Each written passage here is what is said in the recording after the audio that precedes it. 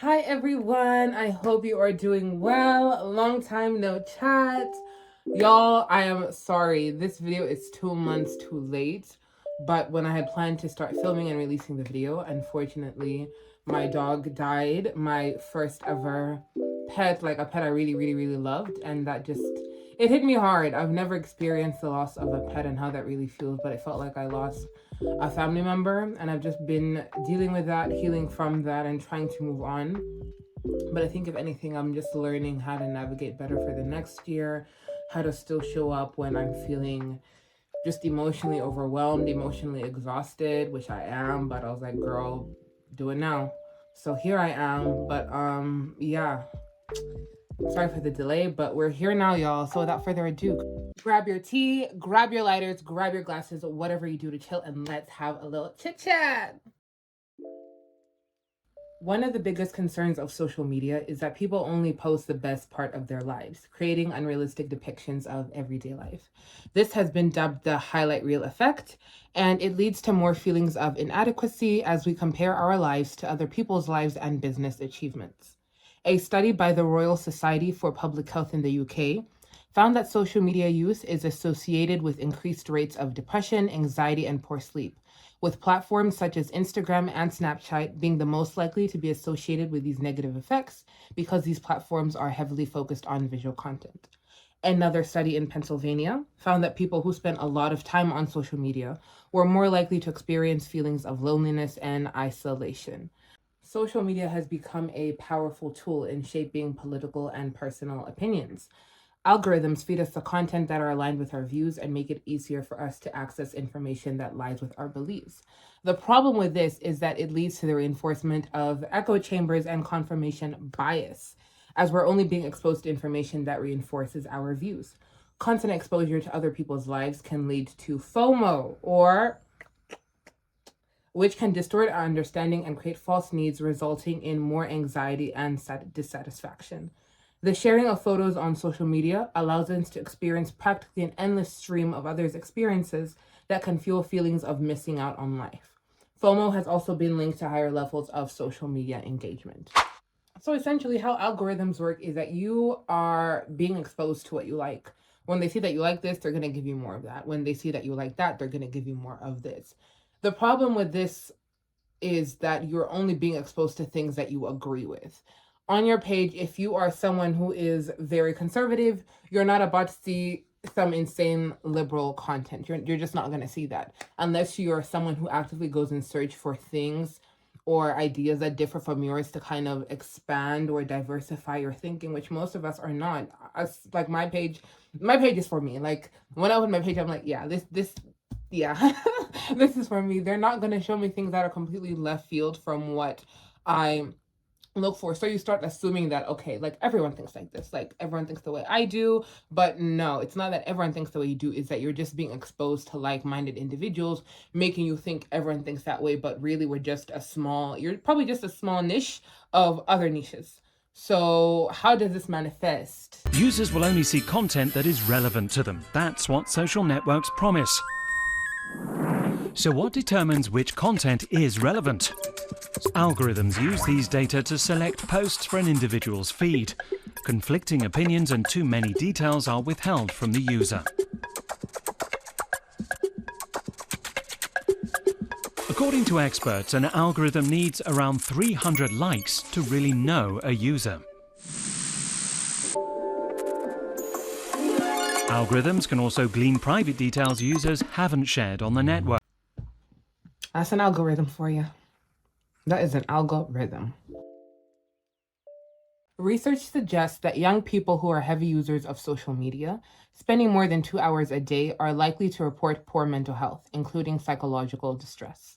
Unrealistic expectations set by social media may leave young people with feelings of self-consciousness, low self-esteem, and the pursuit of perfectionism, which can manifest as anxiety disorders. Sleep and mental health are intrinsically linked. Poor mental health can lead to poor sleep and vice versa. Using social media before bed is linked to poor sleep quality because the blue light from the LED light interferes with natural brain processes that trigger sleepiness, as well as the release of melatonin, the sleep hormone. It makes people more tired throughout the day and makes it even more harder for them to go to bed. 1 in 5 young people wake up during the night and check their social medias or scroll online, making them even more tired. I used to be so guilty of doing this, especially back in my college days. Let's say you just kind of wake up in the middle of the night at like 2, 3 a.m. The first thing you always do is just you check your phone, you check the time, and then you find that you're now suddenly like awake. And you're like, well, I might as well scroll until I fall asleep. I might as well watch a YouTube video until I fall asleep. Stop doing that, because it's just making you more tired because you're getting more awake. It's taking away all that sleepiness that your brain had. What I learned to do was, when I do wake up in the middle of the night, I should not check my phone. Does not matter what time it is. Sis, it could be 5 minutes before your alarm goes off. Basi, ignore it. Like, it's gonna go off, it's gonna go off. And just let your body go back to bed and it'll naturally fall asleep. Even before going to bed, I don't use my phone about like an hour or 30 minutes before I go to bed, just so it gets my body tired naturally. And at first this was difficult because I love my rain noises, I love my Bob Ross, I love my audiobooks, and I still have, I think, more what's the word? Is it auditory sensory noises in the back than I do have visual, because the visual keeps me up. Social media also makes people have negative body standards of their own body shapes, because we all want to have the ideal body shape. And I did a video on desirability and beauty standards, so go check it out. And around 70% of 18 to 24-year-olds have considered getting cosmetic surgery. Social media can also be attributed to the rise of cosmetic surgery in younger generations, because we all want to look better in our photos to fit the ideal body type. We see celebrities who just look so model-esque, but we forget to understand they have access to the best doctors. They're not just taking pictures on their iPhone or Samsung. They're using proper HD cameras. They have tools like Photoshop and stuff to really cinch, pinch, polish, all that stuff. So we will never get there. They're not even the standard because they don't look like that. They have had to use money and resources to do that. And it's their job. Like it's actually their job to look like that. Some of them, not everybody, but some of them, they monetize off of that. And now it seems we all want to do that. And it's unfortunate that we're even seeing the high schoolers of today. Wow. Like, I'm shookity shook like a hook. They have bust downs, makeup, like, what y'all doing? Like, when you look at some of these people's pages, you would think this is a 25-year-old. No jokes. But this is a little girl at the tender ripe age of 17, and it's like, what's going on? Like, what's going on? The endless scrolling on social media triggers dopamine hits, making us more addicted to instant gratification. And this constant need for dopamine reduces our ability to enjoy slower, more fulfilling online activities and experiences. It seems we're just also, I want it and I want it now. We're living in the age of instant gratification. We have gotten so used to convenience that we actually need to get back to feeling what it's like to be inconvenienced, waiting a little bit, slowing down, looking around, taking a pause. And that dopamine hit comes from not looking, but like that feeling of, okay, if I scroll, there's more and more and more and more and more, more of what I like, more of what I want, more of what's going to keep me hooked. But we're poisoning our minds. We are frying our brains. I sound like those parents. All right, now time to get into the nitty-gritty of everything, understanding the brain, what the internet is doing to our brains. We may not care, but we should, because the effects are alarming and we can see them manifesting right now in real time. Essentially, the brain is a shortcutting machine. Using the internet involves our ability to multitask, but our brains now have to constantly keep shifting from focus from different posts, pop-ups, notifications, etc. In turn, this interferes with our ability to maintain focus on particular cognitive tasks for long periods of time. The internet is affecting our attention, memory, and knowledge and social cognition. The internet captures a majority of our attention daily, and it's driven by the underlying design and presentation of the internet. We watch this short form content. We have these posts constantly keep coming in and out. Our brain does not have time to really dissect and understand what is being presented to it. We are constantly overloading our brains. And companies have capitalized on the addictive qualities of the internet by studying, testing, and refining these attention-grabbing aspects. Basically, your plug giving you an endless supply of drugs. Whatever drug you want, giving you a re-up before you even need a re-up. Just here you go. Here you go. And the reason that the internet is free is because we pay for it with our time. The reason why the internet is free is because we're paying for it with our time. And take it from a recovering phone addict. In college, I was spending a good 17, 18 hours on my phone daily average. And that is alarming to me that a majority of my time was spent on the phone. Now I spend a good 7, 8 hours, and it's only mostly because at work most of the time I like to watch Netflix and YouTube in the background to focus. But I think if we really all sat down and dissected and analyzed how much time we're really spending on our phones, scrolling, doing a whole lot of fuck nothing, I think we'd all go into some existential crises thinking, fuck, like, I spent all that life on my phone that I cannot get back. And like, it sounds like a joke now, but so much time wastes away. Life is happening around you, and we're looking at the screen, stuff that is not really, really real. And I'm not saying that the internet is not a great place to go and connect. Like, I enjoy using the internet, I enjoy connecting with other people, but I think when the internet came out, it was not under the pretense of we're going to teach these people how to consume this in a healthy and great way. It was, let's see how long we can get away with this. And some of us are kind of walking blind. Some of us are kind of like, it could be worse. How can it be worse when it's altering our brain cognition? And we don't take that seriously, but I think we should. Like, the brain is in charge of everything. And like I said, the brain is a shortcutting machine. So if your brain realizes that it can get certain hits, certain hormones, certain whatevers from taking the shortcutting route instead of going the long traditional way, it's going to do that. And that's essentially what it's doing. And that's essentially what the internet has provided. A sort of kind of halfway, the third brain, for all my people who have watched Spy Kids. So how do companies do this? Our information. They can see our reactions. They can see what we like. They can see our comments, so they know, okay, give her a little more of this. And I know when I say they can see our reactions, people are going to think I'm a bit of a conspiracy theorist, but some companies, they're able to access our microphones and our cameras, and sometimes they can see our reactions to certain things. They know that, oh, okay, this will give her this type of reaction. Push out more of this. Oh, okay, this gave her nothing. Take this out. Every time we sign up for these social media accounts, there's always that large page of fine print of and we all hit agree. Unless there is a soldier in the background who says they actually read it, I'll wait. None of us read it, right? Okay, great, yeah. And essentially, that's us signing over, right? Saying, okay, yeah, whatever I post, it's for you. They can do whatever they want. WhatsApp today, if they wanted to take all the pictures you've sent and use them to market their company, they can. They can, like, they can do all these things. Like, we don't really own what we post on the internet, and some of us are just acting reckless and crazy, thinking, it's a Snapchat story, it's gonna disappear in 24 hours. It's just an Instagram comment, I've deleted it anyway. It's just a picture, I've archived it. That's not how it works. And sometimes, have you ever, let's say you're talking with a friend saying, bro, I'm really craving watermelon. Open up your For You page and all of a sudden now watermelons. Like, they actually are listening. Like, I know it sounds like, oh my God, they're listening. George Orwell, 1984, Down for Big Brother. They really are doing those things, because how else are they going to get this information? And when we think about all the things that we're constantly being pushed, all the things that we're constantly taking in, there is no fucking way your brain can properly process all of that information. How many TikToks do you watch in a day? How much of that information do you actually retain, and how much of that is actually educational? Essentially, I think 90% of what we watch is throwaway stuff, and 10% maybe is educational. Again, we're overloading our brains thinking, no, like, I'm a multitasking girly. I can watch TV and also play a game on my phone and also have music playing in the background, but also be cooking dinner. No, you're stressing your brain out. Two breaking points.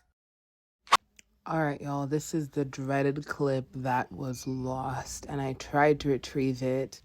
And after putting it off and being like, am I gonna reshoot it? I was like, fuck it. We're gonna do a voiceover. So I'm gonna include as much visual aid as I can to make it engaging. But this was such an important part, I could not leave it out. So let's get into it. Put on some of your thinking hats. We're gonna talk about the brain. So Engaging in multitasking digital media doesn't improve our multitasking, but decreases this cognitive capacity through reducing our ability to ignore incoming distractions. And you can see how this has affected our brain in the sense that we have shorter attention spans, especially in schools these days. Kids are not able to hold their attention to certain things. Kids cannot read. They're reading way below their grade levels. Even writing an essay, we just ask ChatGPT. We're not really engaging in these things ourselves. We're not using our brains. And today, as many as 85% of teachers endorse the statement that today's digital technologies are creating an easily distracted generation. And we can be like, okay, fine. So what? I'm a little distracted. My attention is not as great as it used to be. It may seem like a small problem now, but these things snowball and become a bigger thing. Soon you won't be able to hold your attention for very, very important things. And what are you gonna do?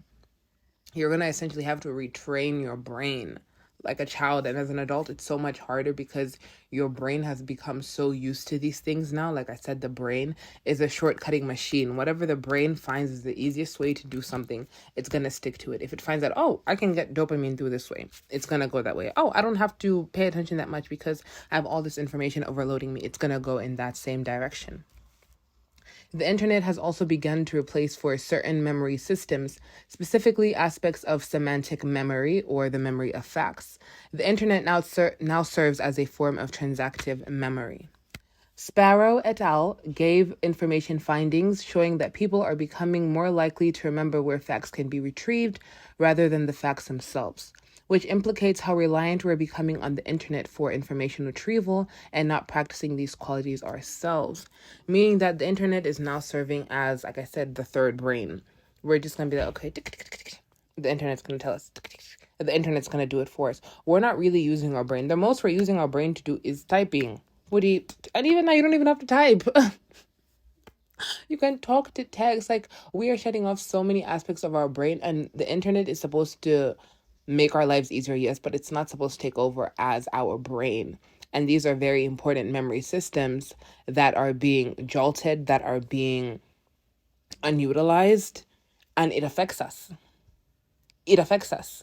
It may not feel like a big deal now, or it may be like, well, like it could be worse. Guys, this is at worst as it's gonna get. And I feel like these people, they know what they're doing. These companies know what they're doing. They know what they're doing. They're literally fucking us up on purpose. Social media is free because we pay for it with our time. Social media is free because we pay for it with our time. We're paying for it with our time, with our brain. And if your brain is fucked, you're fucked. The brain kind of controls everything. The brain is not going to just be like, okay, I'm eventually, like, when I get to a certain point, I'm just, no, it's that's not how it works. You have to actively do these things, and it's hard work. This thing is not an easy thing. Oh my gosh, it's so hard. Yes, it's hard, but you have to try. Start small. If doing nothing and just being like, well, like, this is me. Okay, then, bro, like, good luck. Like, how is it going to look 10 more years from now, especially us who are like adults? But imagine those kids who are in school. Essentially, the internet now acts as a holding and retrieval site for all this factual information. We are trusting that the internet is going to know where this information is, and we don't have to really do too much to retain, okay, where did I get this information? How can I dissect this information? We just trust that if I need to find this information, Google let me know. And while online information gathering is faster, it fails to connect brain regions for storing information on a long-term basis. So on a short-term basis, it's great that we have all this information at our fingertips, but in the long run, we are not exercising these vital parts of our brains. Think back into high school when we had to research for something. We would be in the library, in the encyclopedia, doing things the old-fashioned way. And I'm not sitting here acting like I don't appreciate Google Scholar and all those things, because this is how I get all my information for these videos for you guys. But I always make sure that as much as I find them, I have to do the work to study them, to write out the notes manually. That's the best way that I can retain information, and not trusting that, okay, if I need to check something really quick, let me just go on the website. I need to check my notes and make sure I actually have all that information, because what I find today may not be the same thing I find tomorrow. So we have seen how the brain is now taking a back seat, and the internet has now taken over. And what does that look like? In the short term now, we're not really seeing it, but we see the long-term effects. Some of us are developing ADHD-like symptoms.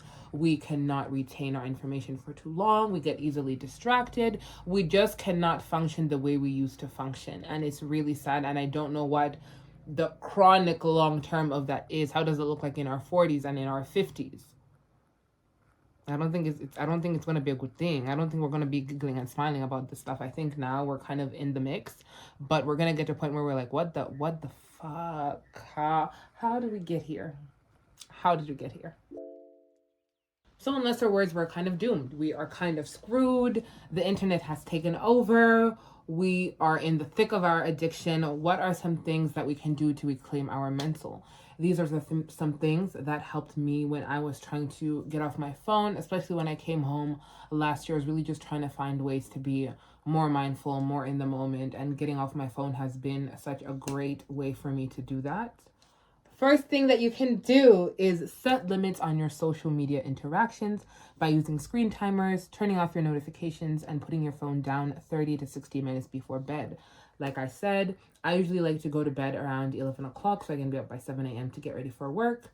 And at 10 o'clock, I put my phone down. The phone is going down. I have my phone go on Do Not Disturb around that time as well, so I don't hear calls, I don't hear anything. After 5:30, I don't answer any work email. I don't answer any work texts, any work calls. And after a certain period of time, we're not going to get on a phone call. We're not going to be texting. That's just what I do for myself. And I know with the timers, it can be hard sometimes because you're like, let me just. But really, start small. Start small. I'd say the not using your phone before bed is the most important one because that's the one that has been fucking up our sleep the most. Second one, making sure you follow and engage with accounts that make you feel good about yourself. If you open your For You page and the first things that come up are dread or envy and anxiety, that is a sign to curate your feed. And it is a process, especially on Instagram. It involves you going and searching things you actually like, liking them things, and everything that you're not interested in, not interested.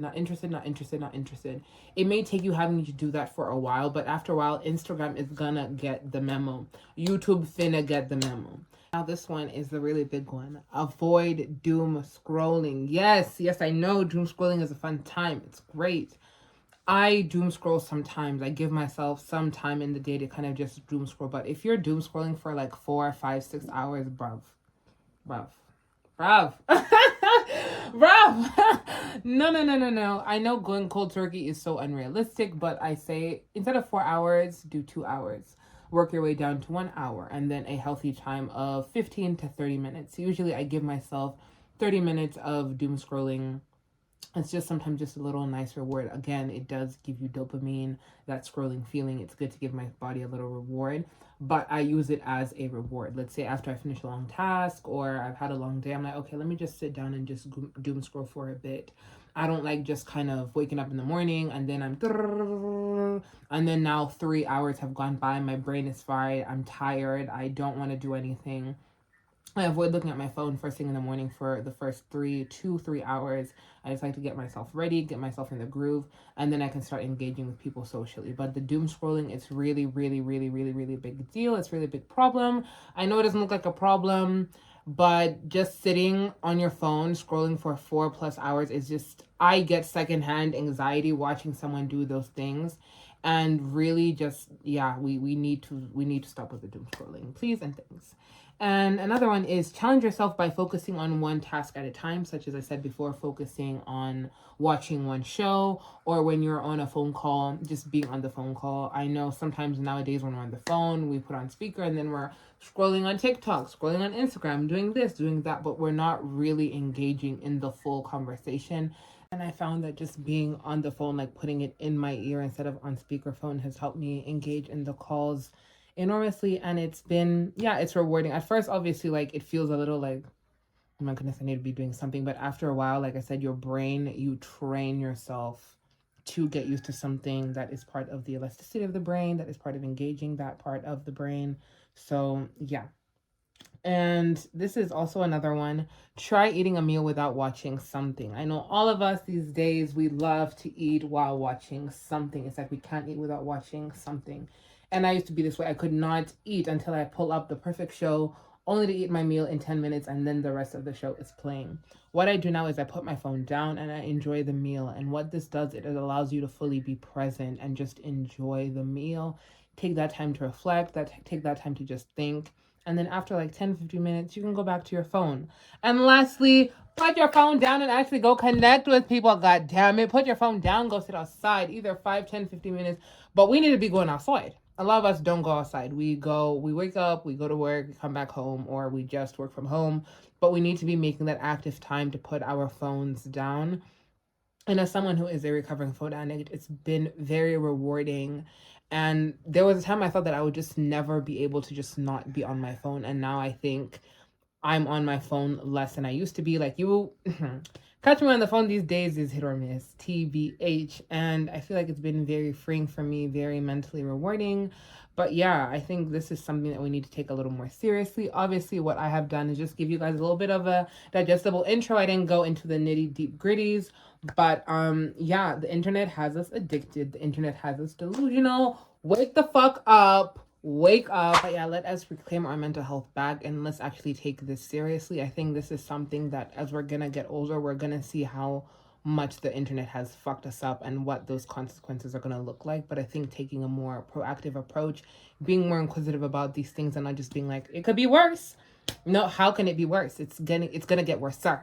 So yeah, preventative measures, let's be proactive. And yeah, guys, let us connect. I think it would be sad if we go to the end of our lives and we see how much time we wasted on the screens, like time we can never get back. Again, thank you so much for watching the video. I am not going to give another conclusion. I feel like conclusions are just not my thing. I like to just leave it with those little inspirational whatevers. But yeah, guys, it's been hectic. It's been real. I'm so happy I got this video out to you guys.